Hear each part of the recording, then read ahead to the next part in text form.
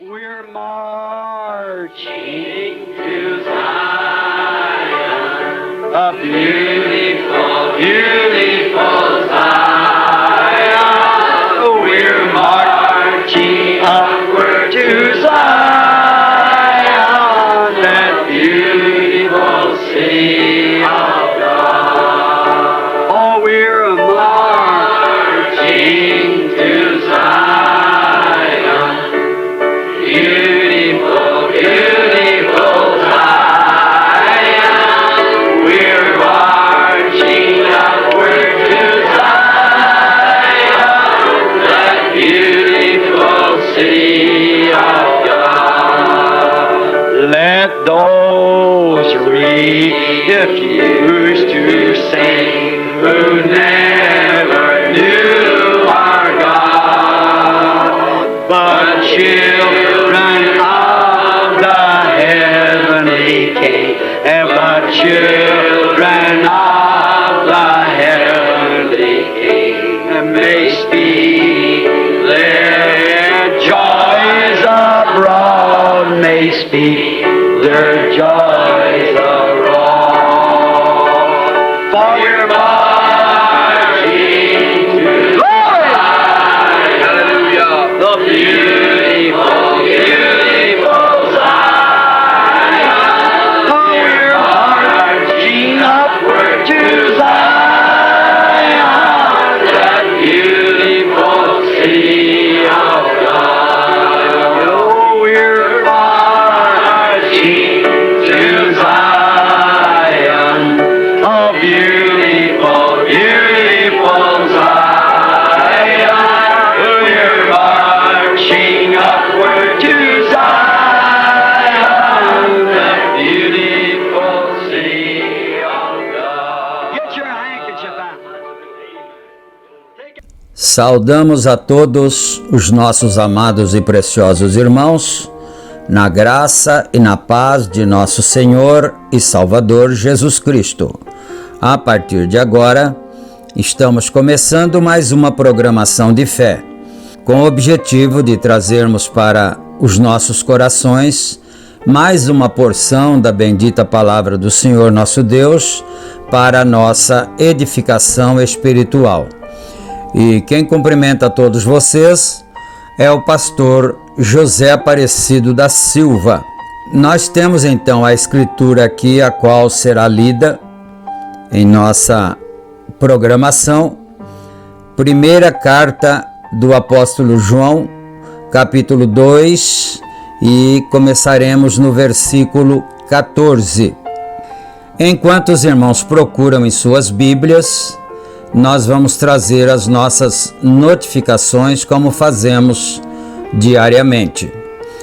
Este programa é apresentado, é publicado de segunda a sexta-feira, aqui através do nosso canal do YouTube, A Mensagem do Sétimo Anjo, e também reprisado através dos nossos grupos de WhatsApp, que são 3 grupos, e assim que publicamos no canal, simultaneamente também já publicamos em nossos grupos. E qualquer irmão ou irmã que desejar ser participante de um dos grupos, é só entrar em contato conosco, fazendo a tua solicitação, e nós, com muito prazer, atenderemos o vosso pedido. O nosso número para contato está na descrição deste vídeo. Também lembrando que este programa é uma gentileza da igreja que está em Santa Bárbara do Oeste, na Rua Romênia 212, no Jardim Europa. Nossos cultos ali são realizados todos os domingos, no horário das 18h30. E na cidade de Campinas, o nosso tabernáculo está localizado na Rua Geraldo Gonçalves Dias, número 130, no Parque Residencial Shalom. Nossos cultos ali são realizados todos os sábados, no horário das 18h30. E todos são bem-vindos, todos são convidados. Venham e adorem juntamente conosco. E dito todas estas coisas, agora nós vamos então aqui para a leitura bíblica, conforme já anunciada. Primeira carta do apóstolo São João, capítulo 2, versículo 14. Vamos então. Eu vos escrevi, pais, porque já conhecestes aquele que é desde o princípio. Eu vos escrevi, jovens, porque sois fortes, e a palavra de Deus está em vós, e já vencestes o maligno. Não ameis o mundo, nem o que no mundo há. Se alguém ama o mundo, o amor do Pai não está nele, porque tudo o que há no mundo, a concupiscência da carne, a concupiscência dos olhos e a soberba da vida, não é do Pai, mas do mundo. E o mundo passa e a sua concupiscência, mas aquele que faz a vontade de Deus permanece para sempre. Filhinhos, é já a última hora, e como ouvistes que vem o anticristo, também agora muitos se têm feito anticristos, por onde conhecemos que é já a última hora. Saíram de nós, mas não eram de nós, porque se fossem de nós, ficariam conosco, mas isto é para que se manifeste que não são todos de nós. E vós tendes a unção do Santo e sabeis todas as coisas. Não vos escrevi porque não soubesseis a verdade, mas porque a sabeis, e porque nenhuma mentira é da verdade. Bom, nós chegamos no versículo 21 e agora nós vamos ouvir uma belíssima canção para o nosso enlevo espiritual. O nome do hino que nós vamos ouvir é Dá-me Força, Senhor. E quem canta, quem interpreta esse hino, essa canção bonita, é a dupla Ageu e Sara. Nós vamos ouvir então esse louvor para a glória de Deus e para o nosso enlevo espiritual, e depois nós voltaremos com a meditação da bendita palavra do Senhor nosso Deus para a nossa edificação, para o nosso aprendizado e para a glória do Senhor nosso Deus também. Ouçamos e meditemos.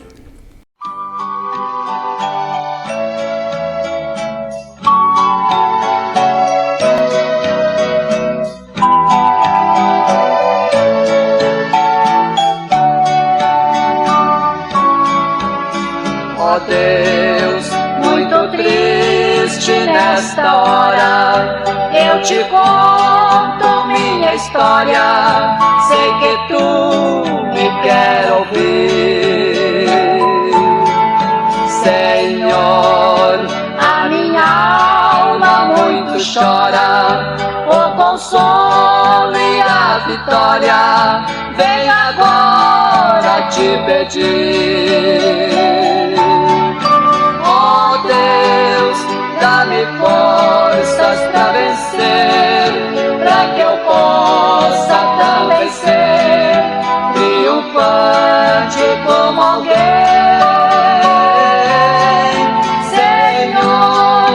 Estou quase a perecer, e somente o teu poder me fará feliz também.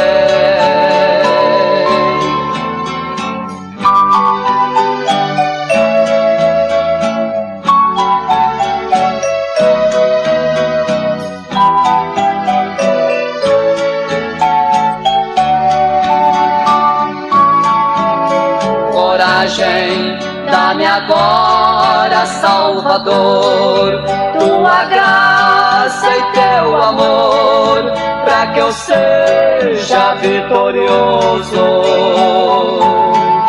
confiando que tu ouve um pecador. Vou seguindo a ti, Senhor, até chegar em teu repouso. Dá-me forças pra vencer, pra que eu possa também ser triunfante como alguém. Senhor, estou quase a perecer, e somente o teu poder me fará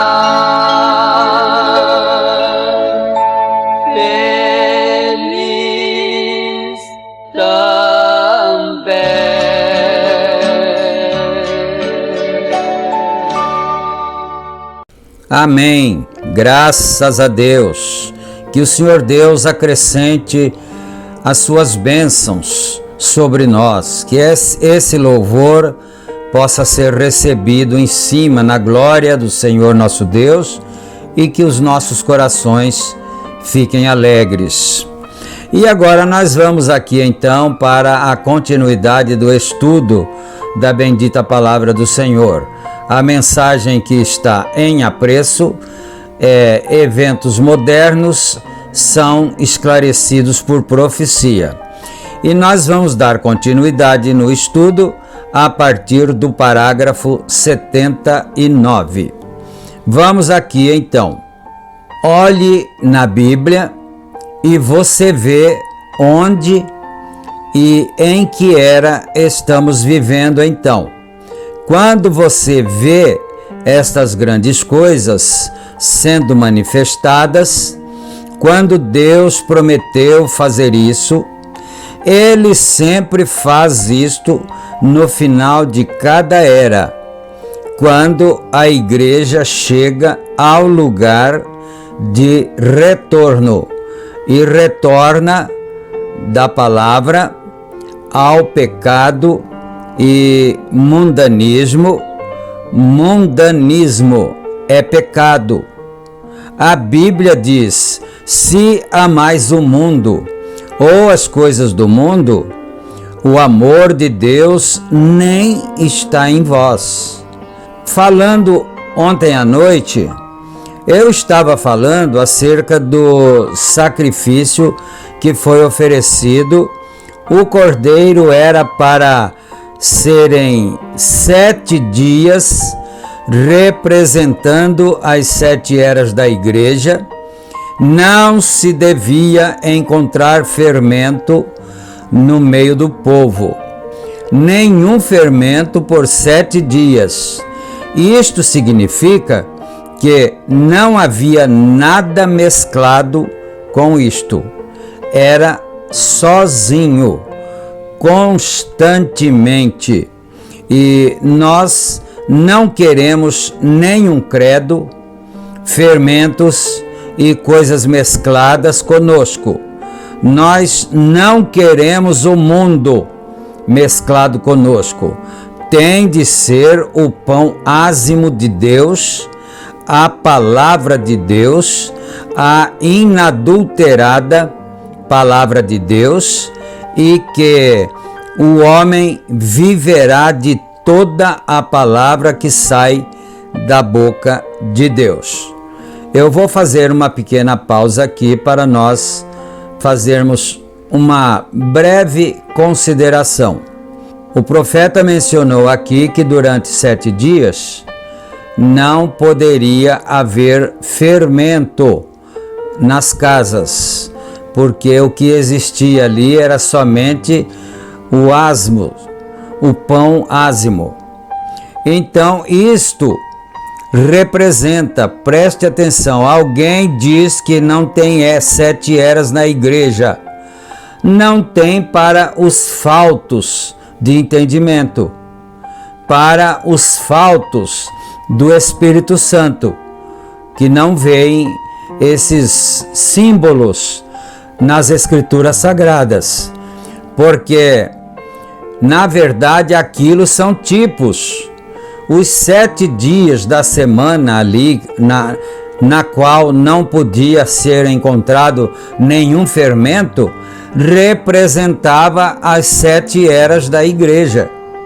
Mas as pessoas que são faltas de entendimento não compreendem nem veem estas coisas, infelizmente. Nossos sistemas denominacionais, divergências e coisas mais, colocaram fermento em nós. E isto e aquilo, e o mundo, e modas, e chegou a tal ponto que é quase Hollywood por toda parte. Finalmente chegará a ser como a Inglaterra, e um chamamento ao altar será uma vergonha.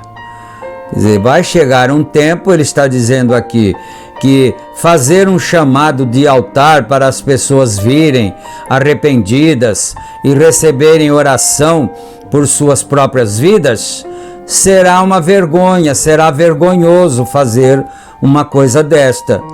Que coisa, diz ele aqui, como o irmão disse, como se pode recolher o peixe no bote?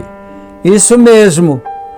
Temos de pregar o Evangelho em sua plenitude, com o poder de Deus para vindicar isso, de acordo com a promessa dessa era, e provar que esta é exatamente a vontade de Deus. Fora disso, você é somente um membro de igreja. Não importa o quanto você tente fazer um serviço para Deus, você pode ir à reunião de ponto e costura, você pode ser muitíssimo fiel à igreja, mas a não ser que esse germe de vida eterna tenha sido pré-ordenado em você para ser um filho ou filha de Deus, você crescerá como algo deformado, mas nunca será um real e verdadeiro filho ou filha de Deus. Frequentemente, conto minha pequena história de uma águiazinha, como o fazendeiro pôs a galinha para chocar uma vez e ele tinha... espero que isso não lhe pareça sacrílego, mas um fazendeiro o colocou uma galinha para chocar e ela faltava um ovo para completar a quantidade para chocar. Duvido que alguém aqui saiba qual é o número de ovos para chocar uma ninhada, de quantos consiste. Bom, isso é uma parábola, não é? é um conto, na verdade, porque ele está dizendo aqui que na ninhada que o fazendeiro tinha preparado para a galinha chocar, faltava um. Aí ele disse assim: eu duvido que hoje em dia alguém saiba qual é o número correto de ovos para serem chocados. Ora, qualquer mulher que mora em sítios, fazendas, onde se cria galinhas, sabe que não tem muita diferença. Se tem 20, só põe 20 ovos. Se tem 18, põe só 18. E assim por diante, não é? Muito bem. Mas, de qualquer maneira, faltava-lhe um ovo. Não tinha o suficiente. Deste modo, ele roubou do ninho da águia. Ela tinha 2 ovos. E ele colocou o ovo sob a galinha. Quando aquela águia saiu da casca do ovo, entre todos aqueles frangos, ela era uma ave esquisita.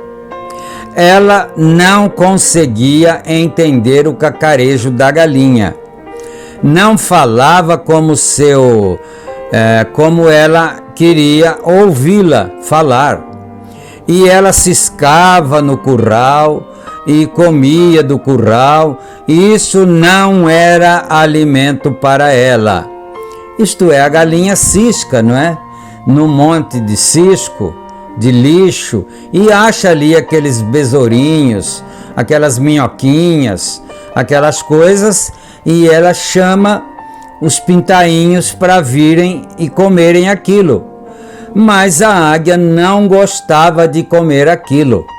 O ovo da águia que chocou, saiu naturalmente um filhote de uma águia. Mas aquele filhote não gostava de comer os besourinhos, as minhoquinhas que a galinha encontrava. Os pintainhos, sim, gostavam. Ela era um patinho feio entre eles. Patinho feio é um modo de aplicação. Ela era um sujeito raro entre eles.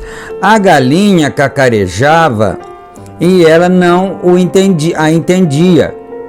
Ela ia nessa direção e comia isto e comia aquilo. Ela não a entendia, de modo que um dia sua mãe sabia que tinha 2 ovos e somente um deles estava ali. Ela foi em busca do outro. Ela cruzou a região e finalmente ela sobrevoou o curral. Ela a viu lá embaixo, subindo aquela velha galinha. Ela gritou: Júnior! Quer dizer, é uma pressuposição, é claro, não é? Que o pequeno filhote de águia não tinha nome humano, naturalmente, não é?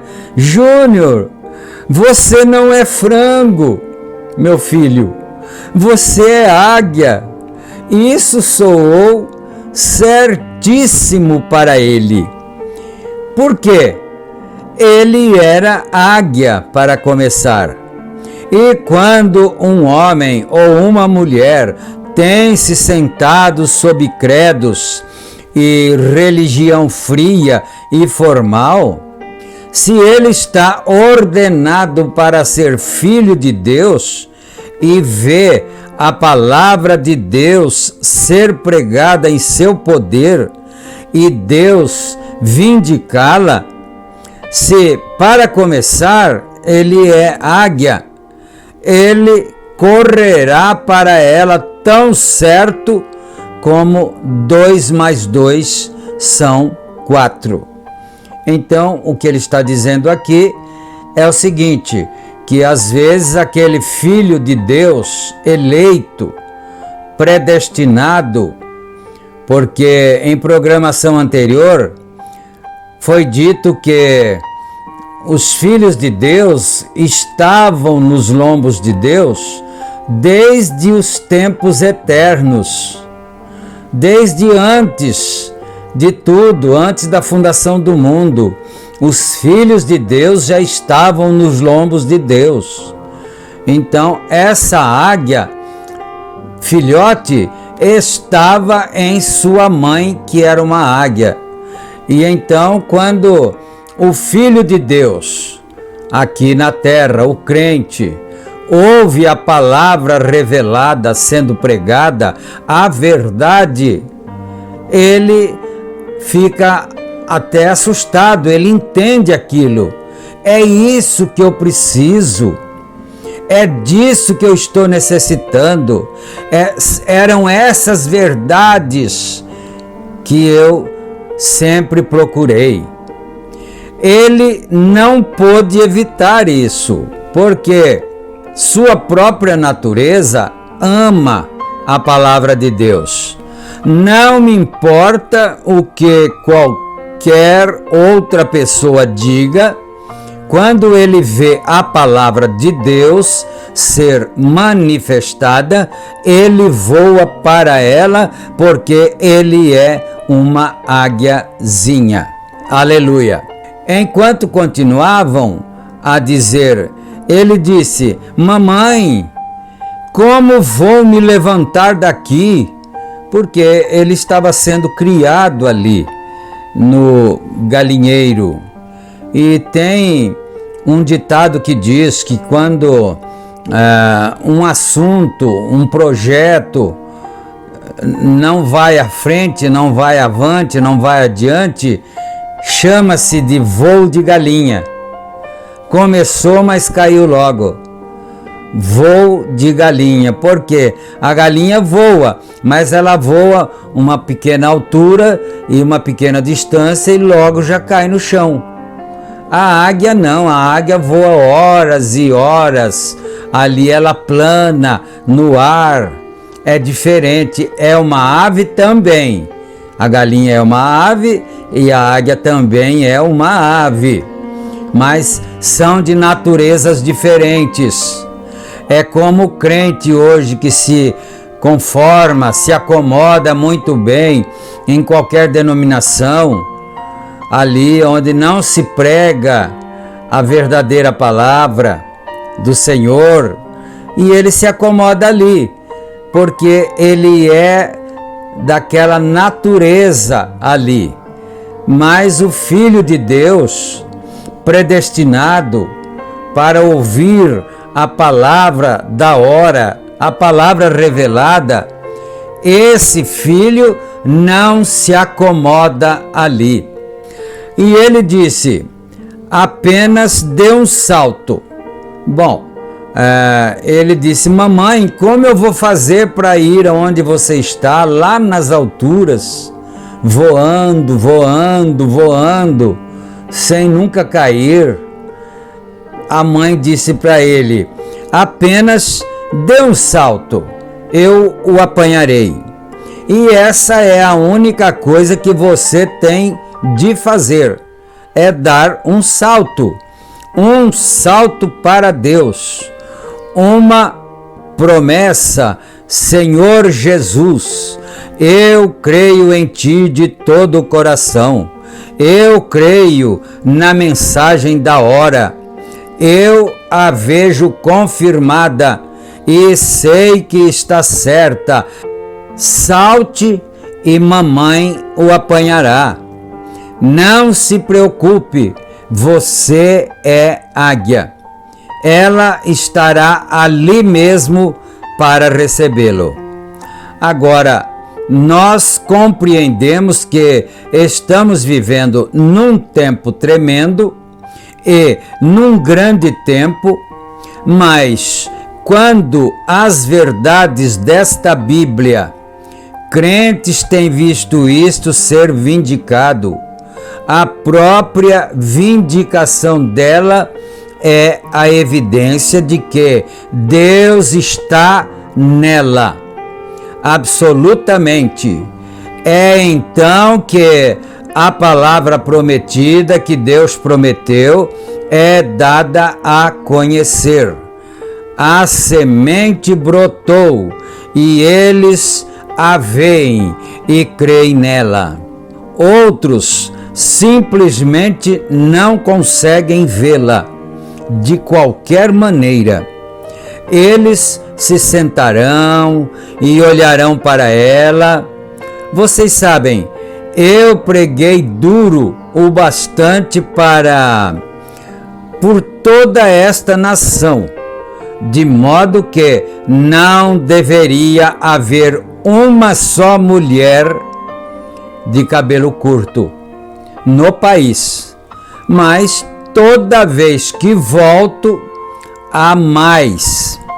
Quer dizer, ele está dizendo aqui, eu já preguei tanto por esse país afora aí, mas toda vez que volto, o pecado aumentou. O pecado não diminuiu. E isso é muito tremendo nós pensarmos nisso. Pastores mais já amadurecidos, mais experimentados, de 30 anos, 20 anos, 40, nós podemos falar com experiência própria. Nós temos 40 anos de pastorado e nós pregamos a verdade. Sempre estamos pregando contra a mentira. Sempre estamos pregando contra o pecado.